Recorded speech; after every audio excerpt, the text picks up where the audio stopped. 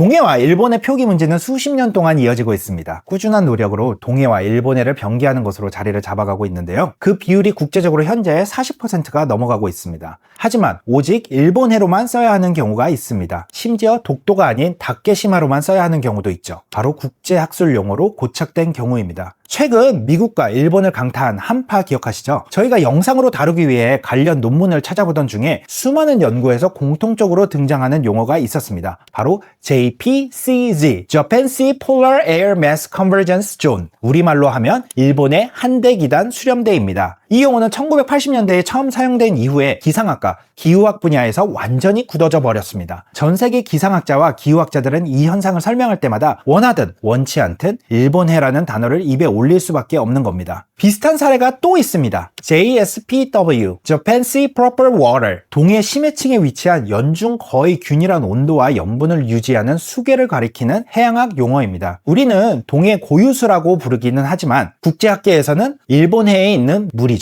그런데 이 문제는 동해에서만 끝나지 않습니다. 독도에도 똑같은 문제가 있습니다. 학명에 다케시마가 들어간 식물이 무려 12종, 변종과 분류학적 논쟁이 있는 종까지 포함하면 14종에 달합니다. 이들은 전부 일제강점기 시절 일본 식물학자들에 의해 명명된 종입니다. 재미있는 건 이 식물 대부분이 실제로는 울릉도에서 발견됐다는 점입니다. 독도에서 발견된 건 겨우 2종뿐밖에 안 돼요. 그래서 여기에 쓰인 다케시마는 과거 울릉도를 가리키던 명칭이었다는 역사적 증거가 되기도 합니다. 하지만 문제는 따로 있죠. 일본이 현재 독도를 다케시마라고 부르고 있기 때문에 이 학명들이 일본의 독도 영유권 주장에 학술적 근거로 오인되거나 악용될 여지가 충분합니다. 이어도를 놓고 분쟁 중인 중국도 마찬가지입니다. 중국은 이어도를 슈엔자오라고 부르는데 이 명칭을 학술 용어에 적극적으로 밀어넣고 있습니다. 일본이 빠른 근대화를 발판으로 과거에 용어를 선점했다면 중국은 매일같이 쏟아져 나오는 막대한 양의 논문에 자국 명칭을 사용해서 물량으로 밀어붙이고 있는 것이죠. 사실 이건 한국만의 문제가 아닙니다. 분쟁이 빈번히 이루어지고 있는 남중국해에서 중국은 매년 수십에서 수백 개의 해저 지명을 중국식 이름으로 국제기구에 제출하고 있고, 이란과 아랍 국가들은 페르시아만이냐 아라비아만이냐를 놓고 각자의 해양 논문에 자국 명칭만 사용하면서 대립 중입니다. 그렇다면 왜 분쟁을 하필 학술 세계에 끌어들이는 걸까요? 첫 번째, 가치 중립적으로 위장하기 쉽습니다. 정치적 발언은 거부감을 줍니다. 하지만 학술적 명칭이 원래 이것입니다 라고 하면 반박하기가 훨씬 어렵죠. 두 번째, 영속적입니다. 학술 논문은 수십 년, 수백 년간 인용이 됩니다. 학명의 경우에는 해당 종이 멸종하기 전까지 영구적이라고 볼 수도 있고요. 과학적 발견이 곧 명명권으로 이어지는 시스템에서 학술 용어가 가지는 정치적 가치는 어마어마합니다. 그렇다면 이미 굳어버린 학술 용어, 바꿀 수 있는 방법은 없을까요? 있습니다. 그리고 우리는 이미 하고 있습니다. 독도의 경우 일제강점기에 명명된 학명 자체를 바꿀 수는 없습니다. 하지만 그 이후 새롭게 발견된 것에는 우리의 이름을 붙이고 있죠. 독도에서 처음 발견된 미생물에는 독도니아 동해엔시스, 독도엔시스 등의 이름을 붙여 정식 학명으로 등록했습니다. 독도 주변 해저 지명에도 울릉분지, 안용복 해산, 이사부 해산, 심흥택 해산이라는 이름을 올렸고요. 동해의 경우 JPCG 대신 EPCG, JSPW 대신 ESPW라는 용어로 논문을 발표하면서 학계에 고착된 용어가 서서히 바뀔 수 있도록 노력하고 있습니다. 이어도의 경우에는 방어를 아주 잘하고 있는 케이스입니다. 비결은 이어도 종합해양과학기지 IORS입니다. 이 기지에서 나오는 모든 데이터의 출처에는 이어도가 쓰입니다. 중국의 논문과 달리 실제 과학기지에서 이뤄지는 전문적이고 품질 높은 연구 덕분에 이어도가 포함된 논문은 인용수도 많습니다. 이어도 인근 해저 지형도 우리말로 등록하고 있고요.